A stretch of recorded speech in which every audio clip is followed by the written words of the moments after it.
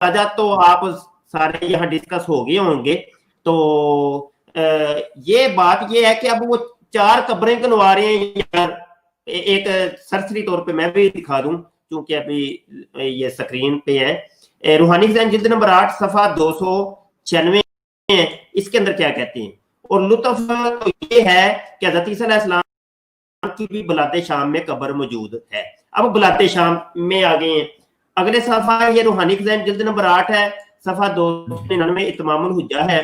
कहते हैं कि हज़रत ईसा अलैहिस्सलाम की कब्र बल्दा कुदस में है और अब तक मौजूद है। अच्छा, बल्दा कुदस का नाम यरूशलेम था और इसको शलम भी कहते हैं। ठीक है जी, आगे बढ़ते हैं। रूहानी खजान जिल्द नंबर 21 है, सफा 351 है। कहते हैं बल्कि हम लोग जिस कब्र को श्रीनगर कश्मीर में हज़रत ईसा की कब्र कहते हैं, लो जी यहाँ श्रीनगर में आ गए हैं। बस कुछ शक नहीं कि ये कब्र जो कश्मीर में है हज़रत ईसा अलैहिस्सलाम की कब्र है। आगे बढ़ते हैं कि जनाब यहाँ पे रूहानी खजान जिल्द नंबर 10 सफा 309 है, 755 है। हाँ, बलाते शाम में हज़रत ईसा अलैहिस्सलाम की कब्र की परस्तश होती है। ये 3-4 कब्रें हो गई हैं जी। और अगली कब्र सुन लें, ये रूहानी खजान जिल्द नंबर 14 सफा 212 कश्फुल गिता शहजादा यू। सामीन कराम, मैं यहाँ पे इस बात की वजाहत करना चाहता हूँ कि जो मौलवी इन्हें मुफ्ती मुबशर ने यहाँ पे 3-4 हवाले किताबों से पेश किए हैं कि मिर्ज़ा साहब ने कभी बिलाद शाम का जिक्र किया, कभी कश्मीर का जिक्र किया, कभी किसी और जगह जिक्र किया है। तो ये एक बंदा इतनी ज़्यादा कब्रों में कैसे हो सकता है? ज़ाहिर सी बात है, वो इंसान है, एक शख्स थे, एक वजूद था, तो वो इतनी कब्रों में कैसे हो सकता है? जी, अभी आपकी स्क्रीन पर जो आप नज़र आ रहा है ये कश्फुल गिता किताब है, सफ़ा नंबर 212 गालबन, रूहानी खजान जिल्द नंबर 14। इसका आप सफ़ा जो देख रहे हैं इसमें भी इसने एक सवाल उठाया, इसका जवाब इंशाल्लाह मैं देता हूँ। इस सवाल के जवाब देने के बाद अब इसने इस वीडियो में जो मैं आपको अभी पार्ट दिखाया, भी ये हिस्सा दिखाया, इस वीडियो में ही इसने ये चीज़ दिखाई भी है कि मिर्ज़ा साहब ने किताब 7 बच्चन में ये बात बयान की है कि बल्दा कुदस में उनकी कब्र है। गालबन ये अल्फाज थे। अब देखें यहाँ पे ये बात बयान करते हुए इसी किताब में हजूर ने एक और वजाहत भी बयान की थी, लेकिन मुफ्ती मुबशर ने वो सफ़ा नंबर 307 खोलने की हिम्मत जिसारत न की। अब लेकिन अल्लाह ताला के फजल करम से हम अल्हम्दुलिल्लाह अहमदी मौजूद हैं, अल्लाह ताला के फजल से हम इनको ये चीज़ दिखाते हैं। अब ये मिर्ज़ा साहब की ही किताब है, ये रूहानी खजान जिल्द 10 है, सफ़ा नंबर 307 है। अब इसमें मिर्ज़ा साहब ईसा अलैहिस्सलाम की कब्र के बारे में क्या बात बयान करते हैं। मौलवी का जितना भी एतराज़ से वो अल्लाह ताला के फजल करम से धरे के धरे रह जाएंगे। ये आप ज़रा खुद देखें, मैं अभी आपको दिखाता हूँ। सफ़ा नंबर 307 है, वही 7 बचन किताब है जो मौलवी ने दिखाई भी। सफ़ा नंबर इसका कोई और दिखाया जहाँ पे कुछ और हजूर ने बात बयान की थी, लेकिन हजूर ने इसी किताब में फिर वजाहत भी किया, लेकिन वो मौलवी को वजाहत दिखानी न याद रही। ज़ाहिर सी बात है, वो वजाहत दिखा देता तो इसके यहाँ बैठने का मकसद ही ख़त्म हो जाता। तो लोग उसको कहते कि यार तुम यहाँ जवाब देने आए हो, सवाल करने हो, जगह देने के साथ हो, हमारे साथ हो। बड़ा ये किताब का स्कैन आपके सामने मौजूद है। हज़रत मिर्ज़ा ग़ुलाम अहमद साहब कादियानी अलैहिस्सलाम जहाँ पे ये बात बयान फरमाते हैं कि ईसा अलैहिस्सलाम की जो कब्र है वो कश्मीर में है, मगर ये हजूर ये लिख रहे हैं कि हज़रत, ये आपके सामने तारीख मौजूद है, हज़रत मसीह की बिलाद शाम में कब्र है। मगर अब सही तहकीक हमें इस बात के लिखने के लिए मजबूर करती है कि वाकई कब्र वही है जो कश्मीर में है। ये हजूर ने ऊपर लिखा भी है, इसकी वजाहत की है, इसी किताब में वजाहत है जो 7 बचन किताब है कि हाँ, हमने किसी किताब में ये भी लिखा है कि हज़रत मसीह की बिलाद शाम में कब्र है। मगर अब सही तहकीक हमें इस बात के लिखने के लिए मजबूर करती है कि वाकई कब्र वही है जो कश्मीर में है और मुल्क शाम की कब्र ज़िंदा दरगोर का नमूना था जिससे वो निकल आए, और जब तक वो कश्मीर में ज़िंदा रहे एक ऊंचे पहाड़ की चोटी पर मकाम किया, गोया आसमान पर चढ़ गए।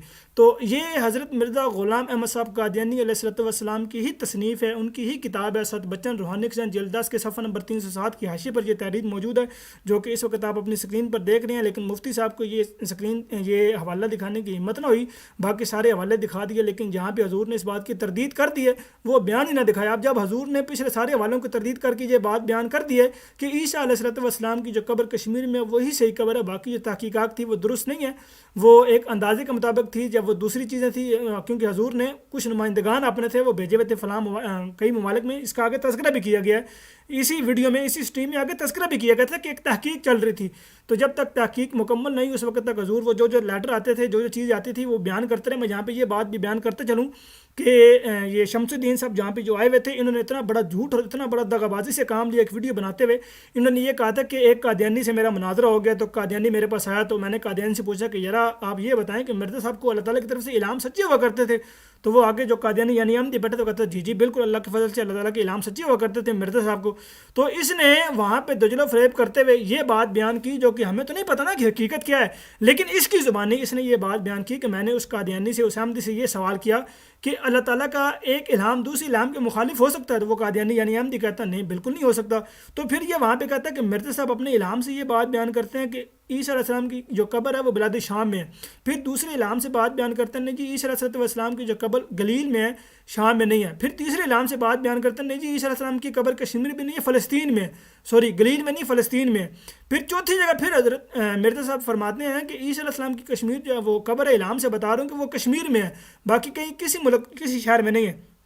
تو ہم پہلے الہام کو سچا مانیں, دوسرے الہام کو سچا مانیں, تیسرے الہام کو سچا مانیں, یا چوتھے الہام کو سچا مانیں.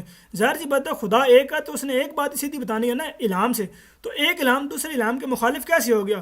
اب یہ بات وہاں پہ یہ شمس الدین نے آن دا ریکارڈ بات کی تھی. یہ ویڈیو ہمارے پاس موجود بھی ہے, اگر اس نے کیونکہ اس کا پرانا چینل جو ہے وہ ہیک ہو گیا تھا. اب اس چینل کے بارے میں بھی یہ بات بیان کرتا ہے کہ قادیانی یا پتہ نہیں کس نے, حالانکہ اس میں بھی اس نے قادیانی کا لفظ گھسیڑ دیا ہے.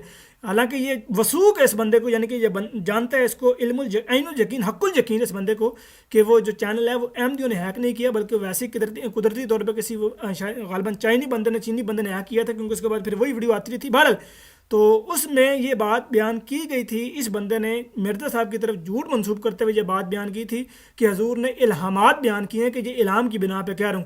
حالانکہ اس مولوی کو اس مفتی کو جو نام نہایت کا مفتی ہے, یہ جو بیٹھا ہوا ہے مفتی مبشر بھی, اور پھر اس کا چیلا جو شمس الدین ہے, اور پھر دوسرے تیسرے جتنے بھی اس ٹیم میں لوگ آئے, میں ان سب کو یہ چیلنج کرتا ہوں کہ مرزا صاحب نے ان باقی قبور کے بارے میں اگر کہیں یہ بات بیان کی ہو کہ میں الہامن جو لکھ رہا ہوں یا اللہ تعالیٰ نے مجھے ان قبور کے بارے میں بتایا کہ یہی عیسیٰ علیہ السلام کی قبر ہے, یعنی گلیل میں یا فلسطین میں یا بلاد شام میں اگر قبر عیسیٰ علیہ السلام کی اور یہ الہام سے لکھ رہا ہوں, تو ایسے شخص اگر کوئی بات بیان کر دے گا, کوئی الہام دکھا دے گا, تو اس شخص کو پاکستانی سکہ رجل وقت 1 لاکھ روپے انعام میں دوں گا.